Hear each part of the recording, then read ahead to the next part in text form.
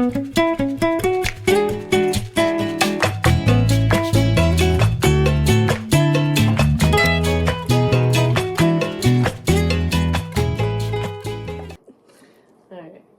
Hello. Hello.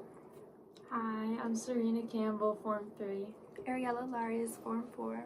And then Miss Cabrerra, the Director of Community Engagement and Social Impact. We just have a couple of questions for you. So for the first one, it's how did you end up teaching at Pingry? So I ended up working at Pingry because before here I had taught for about 6 years, different grade levels from K through high school.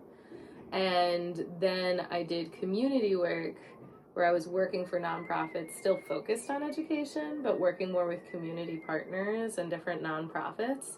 And what I noticed was I really missed the being in a school, even though I really liked I really do like working with nonprofits and community work. And so when I saw this, I just happened to see this position open up because my husband also had gone to Pingry for high school.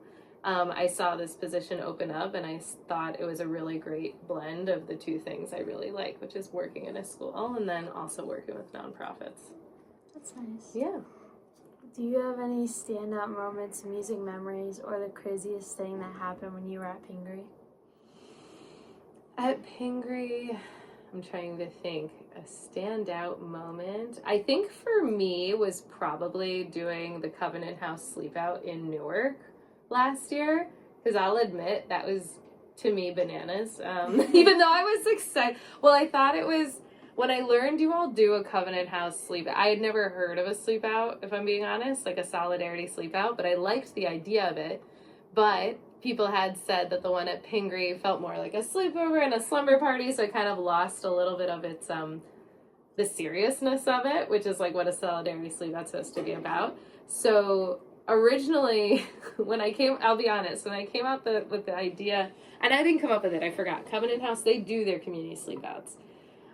I did not think students would even want to do it. So I will say I was shocked that I was planning on just taking 10 students because it was going to be me. It was me and Mr. O. So we couldn't take that many kids. And also it was our first, we're going to Newark to sleep outside. So I was like, I'm only going to take 10 students. I was surprised we had a lot of student interest. And I really thought that on that night I was going to that kids were going to complain and that they were going to be like, oh, it's too cold or it's wet, because it was March, right? It happens in March. It's going to happen again this year. It's not easy. It's cold and we're literally sleeping on a hard parking lot. We have nothing except for sleeping bags. Oh my gosh. So I thought kids were going to say, can we please go inside? Because they do offer that option for kids for anybody who wants to, who's like, no, it's too much. No kids asked to go inside. We were actually out the whole night, and it even rained on us a little bit, and nobody complained.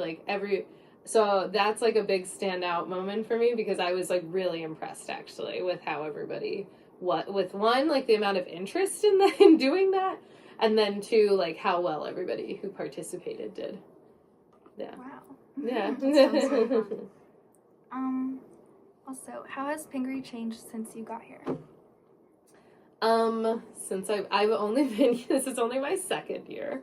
But I will say, we changed Rufus Gunther's Day to being Hearts Day after Miss Shelley Hearts.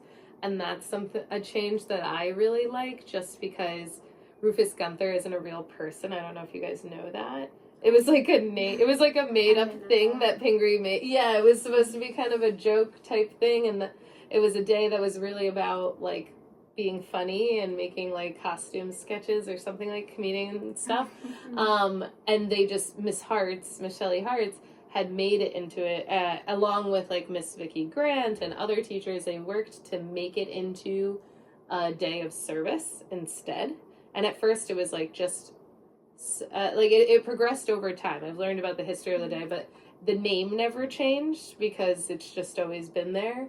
But I really liked the idea of naming it after somebody who really embodied the idea of community service and wanting to serve the greater community. So that's like a small change that we made that I really like. Yeah, that's really nice. Mhm. If you could do something outside of teaching, what would it be? Outside of teaching, I really like, oh my gosh, I like so many things, if I'm being honest. I'm really into sports, so I can see myself going in that direction of like doing like sports journalism or something. But I think if it was something I was really passionate about, it might be like social innovation sector. Oh, that's cool. Which is why I try, and you'll probably hear me talk more about it in future years. I'm trying to bring that into Pingry too, just because I think it's a really cool way to be a community-minded person. It's like, it doesn't always look like just volunteering at organizations. It's like being a creative problem solver.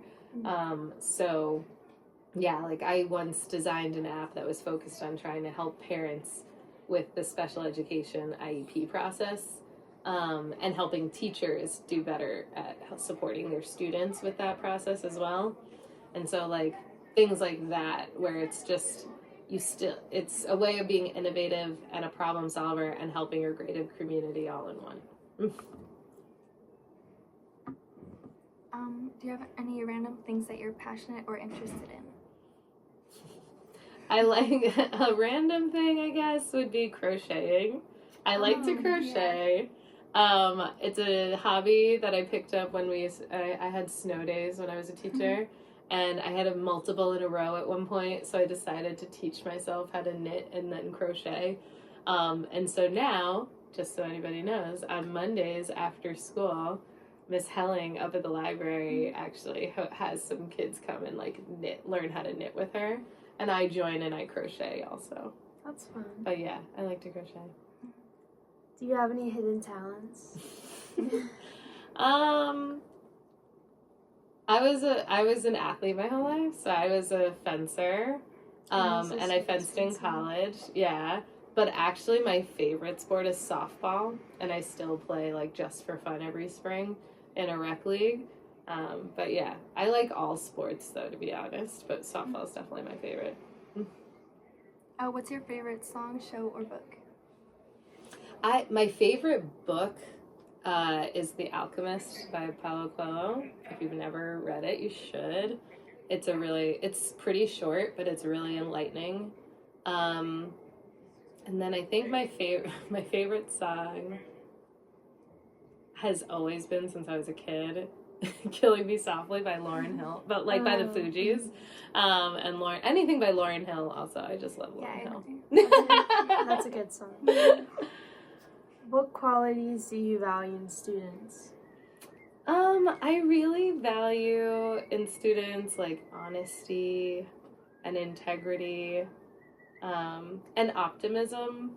I learned that about myself. Like, I think I really love it when students try to bring their best selves. And also, like I said, I think just being able to lead by example with honesty and integrity goes a long way.